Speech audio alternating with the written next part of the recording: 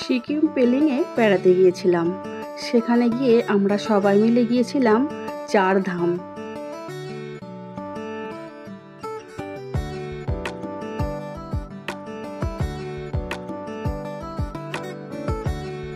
প্রথমেই মহাদেবের সঙ্গে দেখা হয়, তারপর সেখান থেকে একটু চারিদিক দেখার পরে বুঝলাম 4 ধামে যা যা দেখতে যাচ্ছি সব কিছুই ছোট ছোট করে এখানেই সাজানো আছে।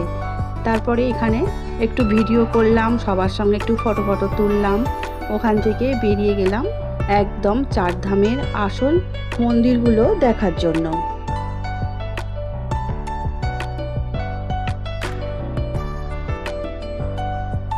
যতই হাঁটছি সামনের দিকে এগিয়ে যাচ্ছি, ততই যেন মনে হচ্ছে যে মনে হয় আজ আমি স্বর্গে এসেছি।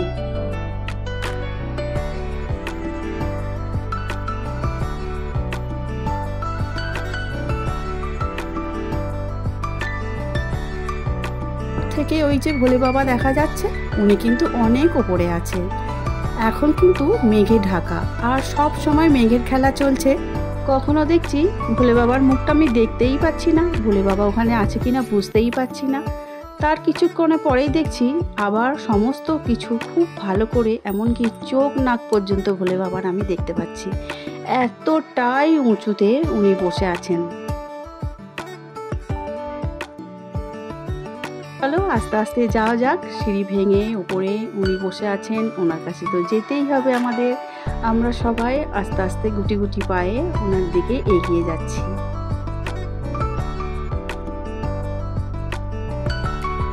এই যে আমার বান্ধবী, ও এগোচ্ছে, তার আগে আমার হাজবেন্ড যাচ্ছে। আর আমি তো বেচারি ক্যামেরাম্যান, সেই জন্য ক্যামেরায় আমি সবসময় আসতে পারছি না।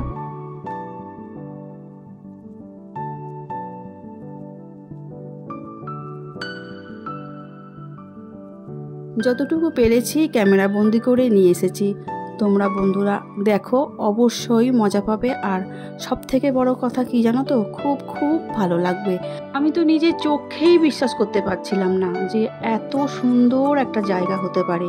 আর সত্যি আবারও বলছি, আমার মনে হয়েছিল যে আমি এখন স্বর্গেই আছি, কারণ মেঘ তো সব সময় আমাদের গায়ে লেগে আছে।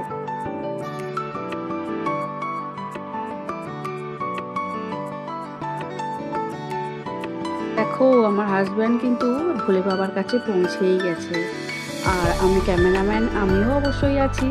সবাই আছে আমাদের সঙ্গে, আমার বান্ধবীরা, তাদের ফ্যামিলি সবাই গিয়েছিল, সবাই একসঙ্গে পৌঁছে গেছি।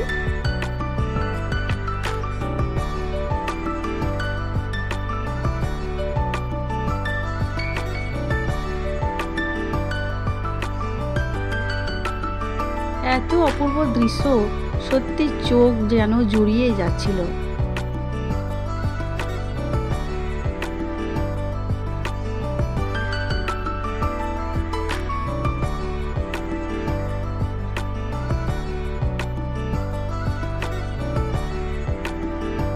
এখানে 4 ধামের 4 রকমের দেবতা আছেন। কিরারদুয়ার, জগন্নাথ ধাম, রামেশ্বরম ধাম আর কিরটেশ্বর। এখানে মন্দিরটা আছে খুব সুন্দর, আর আমরাও সেই মন্দিরের মধ্যে ঢুকলাম। সবাই মিলে বাবার মাথায় জলও ঢেলেছি, মানে পূজাও দিয়েছি খুব তৃপ্তিভাবে। আর ঠাকুরমশাইরা এত ভালো যে সবাইকে সুযোগ দিয়েছেন ওনারা। একজন করে প্রত্যেকেই কিন্তু আমরা জল ঢালার সুযোগ পেয়েছি বাবার মাথায়।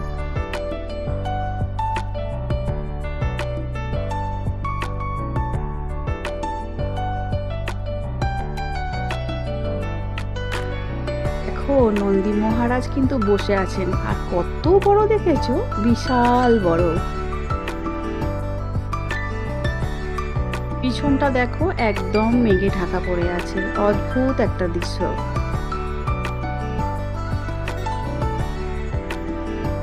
নন্দী মহারাজকেও তাই প্রথমে খুব পরিষ্কার দেখা যাচ্ছিল, তারপর আস্তে আস্তে মেঘের আড়ালে চলে যাচ্ছিল। সেটা দেখার জন্য আমি ভিডিওটা একটু বেশিই করেছি এখানে।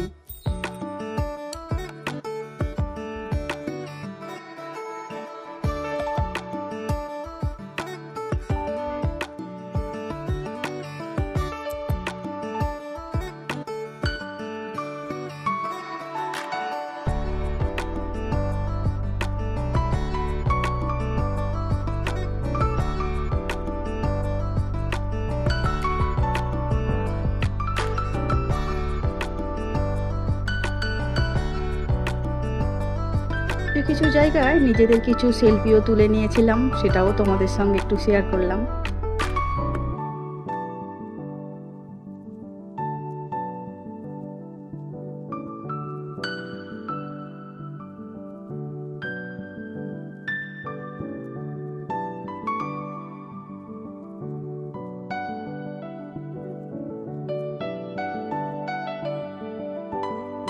সেলফি না তুললে কি হয়, আর এগুলোই তো অ্যাসেট, তাই না? এগুলো যত্ন করে রেখে দিতে পারলে সারা জীবন কিন্তু খুলে আবার দেখা যায়, আবারও চক্ষু সার্থক করা যায়।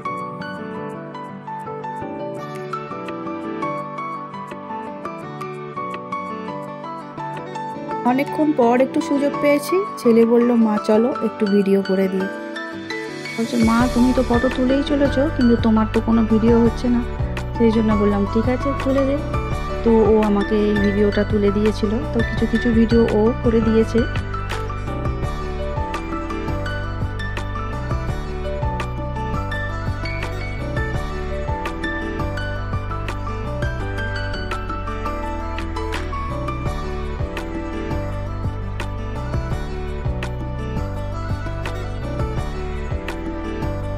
পরপর মন্দিরগুলো দেখতে থাকো, মন্দিরগুলো কিন্তু অপূর্ব দেখতে। কিন্তু আমরা যখন দেখছিলাম তখন সম্পূর্ণটাই মেঘে ঢাকা ছিল, ভালো করে বুঝতে পারছিলাম না। তারপর যখন মেঘ সরে যাচ্ছে তখন আমরা কিছু কিছু ভিডিও করেছি, কিছু কিছু ফটোও তুলেছি।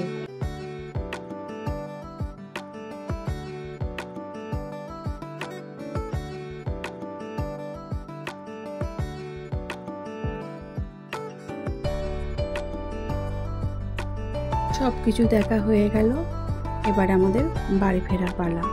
আস্তে আস্তে মনটা ভার করে বাড়ি ফিরছি। খুব খারাপ লাগছিল, খুব কষ্ট হচ্ছিল।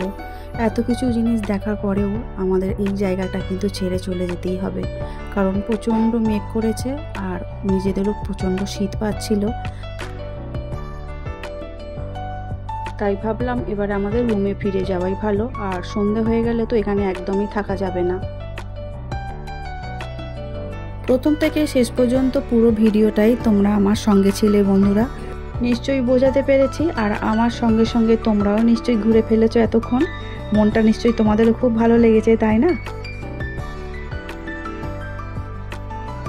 শেষবারের মতো আবারও একটু ভোলেনাথকে দেখে নিলাম ক্যামেরার মধ্যে দিয়ে। তোমাদের কেমন লেগেছে অবশ্যই জানিও আমার এই ভিডিওটা।